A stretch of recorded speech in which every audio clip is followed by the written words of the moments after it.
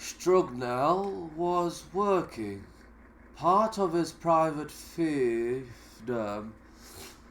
Next, this text, written apparently by a leader of the ancient Qumran community, and outlining a number of the community's governing precepts, is known by those in the field as the MMT document. Strugnell had known it around at the 1985 conference, but had not published it, nor has he yet, though the entire text comes to a mere 121 lines. The second document was of more contemporary significance. It comprised a computer printout or list of all Qumran text in the hands of the international team. What made it particularly important was that the international team had repeatedly denied that any such printout or list existed.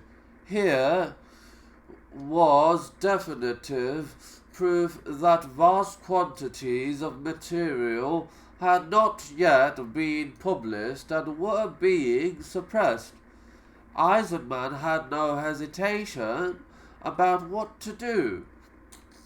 Since I had decided that one of the main problems between scholars which had created this whole situation in the first place was overprotectiveness and jealousy. And jealousy guarded secrecy. I decided to circulate anything that came into my hands without conditions. This was the service I could render, plus it would undermine the international cartel or monopoly of such documents.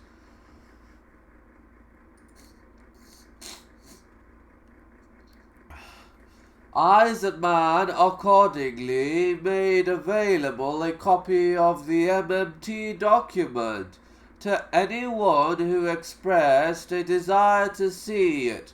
These copies apparently circulated like wildfire, so much so that a year and a half later he received one back again from a third party who asked if he had seen it.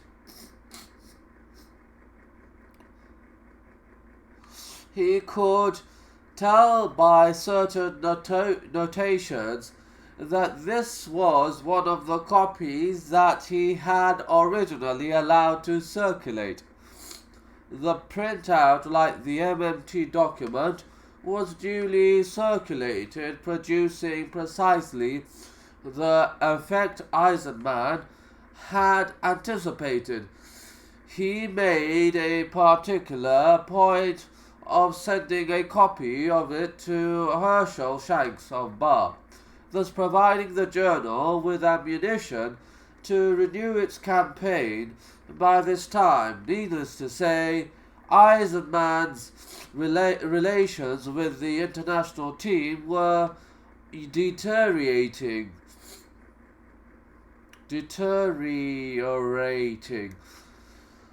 On the surface, of course, each maintained with the other a respectable academic demeanor of frosty civility. They could not, after all, publicly attack him for his actions, which had been manifestly disinterested, in the name of scholarship.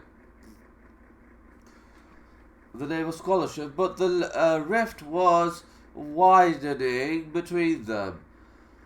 And it wasn't long before a calculated attempt was made to freeze him out. In January 1989, Eisenman visited Amir Drori, the newly appointed director of the Israeli Department of Antiquities. Drori inadvertent